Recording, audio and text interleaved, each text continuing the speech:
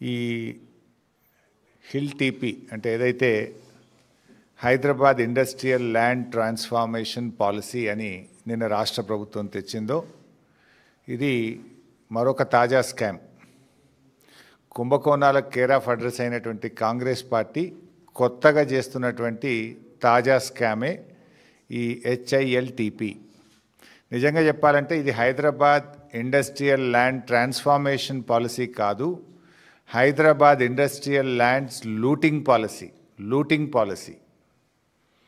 పారిశ్రామిక వాడల్లోని దాదాపు 10,000 ఎకరాల భూమిని పప్పు బెల్లాల్లో అమ్ముకునేటువంటి ఒక కుట్ర, ఒక పెద్ద స్కామ్ ఈరోజు రాష్ట్ర ప్రభుత్వం తెరలేపింది.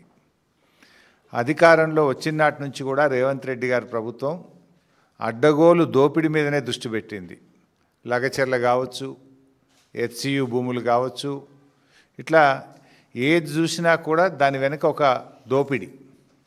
ప్రజలకి ఏం చేయాలనే ధోరణి కంటే కూడా ఎక్కడ ఎంత దోపిడీ చేయాలన్నదే రేవంత్ గారి ఆలోచన విధానం. మా హయాంలో రోజు అనుమతుల వార్తలు వచ్చేది. ఇవాళ గూగుల్ వచ్చింది, లేకపోతే ఇంకో పెద్ద కంపెనీ వచ్చింది, చైనా నుంచి ఒక కంపెనీ వచ్చింది. అనుమతుల వార్తలేమో బీఆర్ఎస్ హయాంలో వస్తే అమ్మకాల వార్తలేమో కాంగ్రెస్ హయాంలో వస్తూ ఉన్నాయి. ఇది బీఆర్ఎస్కు కాంగ్రెస్కు ఉన్న తేడా. ప్రతిరోజు ఒక కొత్త ఇండస్ట్రీ వచ్చింది, కొత్త పెట్టుబడి వచ్చింది అనేది మా పాలసీ.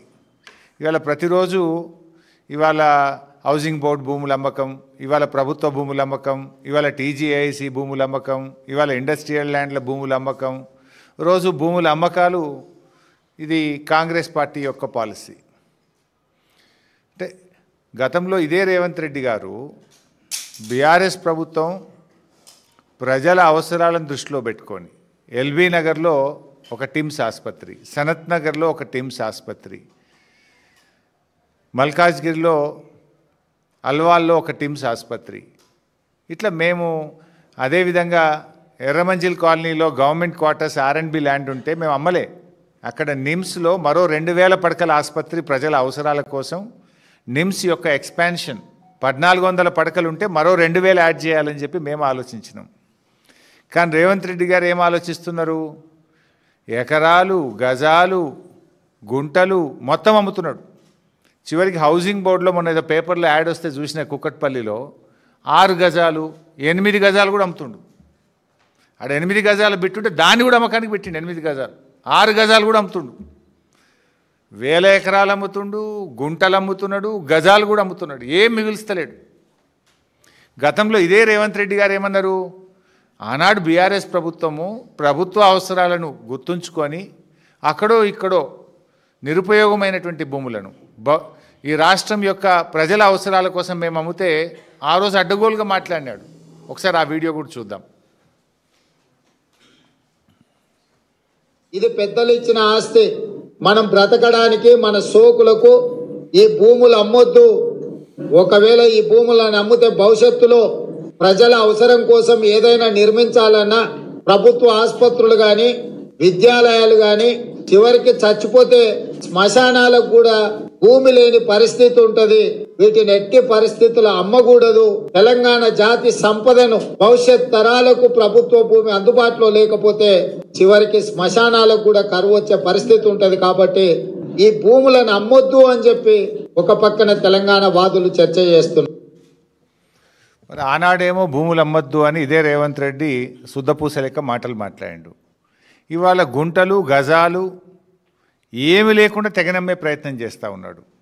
మరి భవిష్యత్తులో తెలంగాణలో ఈ ప్రాంతంలో ఆసుపత్రుల కోసం కానీ, పాఠశాలలు కాలేజీల కోసం కానీ, పార్కుల కోసం కానీ ఈ ప్రాంత అభివృద్ధికి ల్యాండ్లు అవసరం లేదా?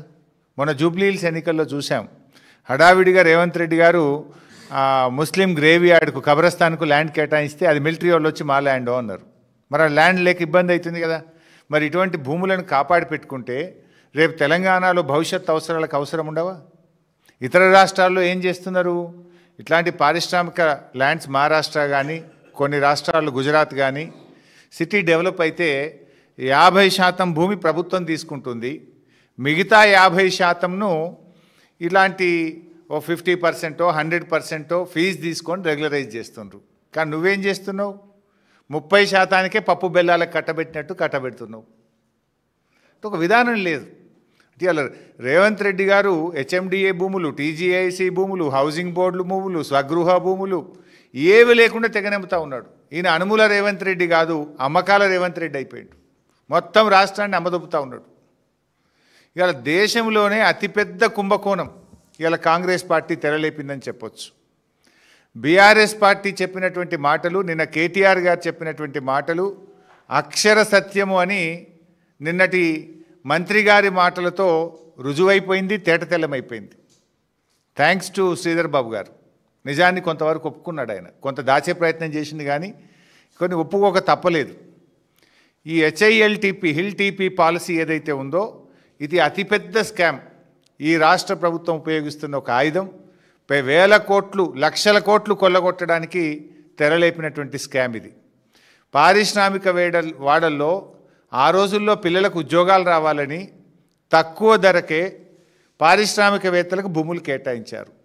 9,292 ఎకరాల భూమిని ఇవాళ 30%, అది కూడా రిజిస్ట్రేషన్ వాల్యూ 30% రిజిస్ట్రేషన్ వాల్యూలో కట్టించుకుంటే రాష్ట్ర ప్రభుత్వానికి 4 నుంచి 5,000 కోట్ల ఆదాయం వస్తుందని నిన్న మంత్రి గారు చెప్పారు. నేను చెప్పలే, శ్రీధర్ బాబు గారే చెప్పారు. స్పష్టంగా చెప్పిన ప్రెస్ మీట్లో, మేము ఈ 9,292 ఎకరాలు అమ్మేస్తున్నాం, రిజిస్ట్రేషన్ వాల్యూలో 30% కడితే మాకు 4-5 కోట్ల ఆదాయం వస్తుంది అన్నారు. మరి నిజంగా ఈరోజు ఆ 9,292 ఎకరాల భూమి విలువ ఎంత ఈరోజు మార్కెట్లో? ఖచ్చితంగా 5 లక్షలకు తగ్గదు. 5 లక్షల కోట్ల రూపాయల విలువ కలిగిన భూమి. మరి నేను అడుగుతా ఉన్న శ్రీధర్ బాబు గారిని, ఈ ప్రభుత్వాన్ని, ఈ 5 లక్షల కోట్ల విలువ కలిగిన భూమిని 4-5 వేల కోట్లకే ఎందుకు కట్టబెడతా ఉన్నారు? అంటే మిగతా 4,95,000 కోట్లు స్కామ్ కాకపోతే ఏంటి? దాన్ని ఏమనాలి? మీరే చెప్పింది కదా 4-5 వేల కోట్లే వస్తాయని. ఈరోజు బహిరంగ మార్కెట్లో ఈ భూమి విలువ 5 లక్షల కోట్లు. 5 లక్షల కోట్ల విలువ కలిగిన భూమిని ఎందుకు 4-5 వేల కోట్లకే కట్టబెడుతున్నారు? దీని వెనుక ఉన్న మతలబేందో చెప్పాలి. ఈరోజు మంత్రి గారు ఇంకోటి బుకాయించే ప్రయత్నం కూడా చేసిండ్రు నిన్న. లేలే, ఇది 9,292 ఎకరాల భూమి కాదు, ఇంట్లో రోడ్లు మోరీలు బొంగ 4,740 ఉంటుంది అని ఒక అబద్ధాన్ని చెప్పే ప్రయత్నం చేసిండ్రు. నేను అథారిటీగా చెప్తున్నాను, ఎందుకంటే ఆ రోజు cabinet sub committee on revenue resource mobilisation చైర్మన్గా నేను పనిచేసిన. ఆ రోజు ఆర్థిక మంత్రిగా క్యాబినెట్ సబ్ కమిటీ చైర్మన్గా నేనున్నాను. నాతో పాటు కేటీఆర్ గారు, ప్రశాంత్ రెడ్డి గారు, ఇంకా కొంతమంది గౌరవ మంత్రులు సభ్యులుగా ఆ రోజు పనిచేసినారు. ఈ ప్రతిపాదన మా ముందుకు కూడా వచ్చింది. I know all these details. ఎందుకంటే మంత్రి గారు నువ్వు చెప్తున్నది శుద్ధ అబద్ధం. నేను సవాల్ చేస్తున్న శ్రీధర్ బాబు గారికి, నిజంగా 4,740 ఎకరాలే ఈ ప్రభుత్వం పెట్టిందా? దీని మీద బహిరంగ చర్చకు నువ్వు సిద్ధంగా ఉన్నావా? సగం మోరీలకు పోతుంది, రోడ్లకు పోతుందని ఇట్లా బుకాయించంగానే ఇక ఎదుటోడేం మాట్లాడాడు వానికి ఏం తెలియదు అనుకుంటున్నావా? మేము కూడా ఆ రోజు ప్రభుత్వంలో ఉన్నాం కదా. అంటే దాన్ని తగ్గించి, సగానికి సగం తగ్గించి చూపే ప్రయత్నం చేస్తూ ఉన్నాడు శ్రీధర్ బాబు గారు. అంటే భూ కుంభకోణం యొక్క విస్తీర్ణాన్ని సగానికి సగం తగ్గించాలనేటువంటి విఫలయత్నానికి శ్రీధర్ బాబు గారు పాల్పడుతూ ఉన్నారు. ఇందులో స్పష్టంగా ప్రభుత్వం యొక్క డొల్లతనం బయటపడ్డది. నిన్న బీఆర్ఎస్ పార్టీ కేటీఆర్ గారు అనేకమైనటువంటి ప్రశ్నలు వేశారు. ఏ ఒక్క ప్రశ్న కన్నా ప్రభుత్వం సూటిగా సమాధానం చెప్పిందా? చెప్పండి ఇప్పటికైనా. మీకు ఇంత పెద్ద ముఖ్యమైన కీలకమైన నిర్ణయాన్ని మీరు అసెంబ్లీ పెట్టాల్సింది, అసెంబ్లీలో చర్చించండి. 5 లక్షల కోట్లు మన బడ్జెట్ కంటే రెట్టింపు కదా. మన రాష్ట్ర ప్రభుత్వ బడ్జెట్తో 2 అంతల స్కామ్ ఇది. మన బడ్జెట్ 2.5 లక్షల కోట్లు దాటలేదు. మీరు పెట్టుడు 3 లక్షలు పెట్టినా దాటుడు 2.5 దాటలేదు. అంటే 5 లక్షల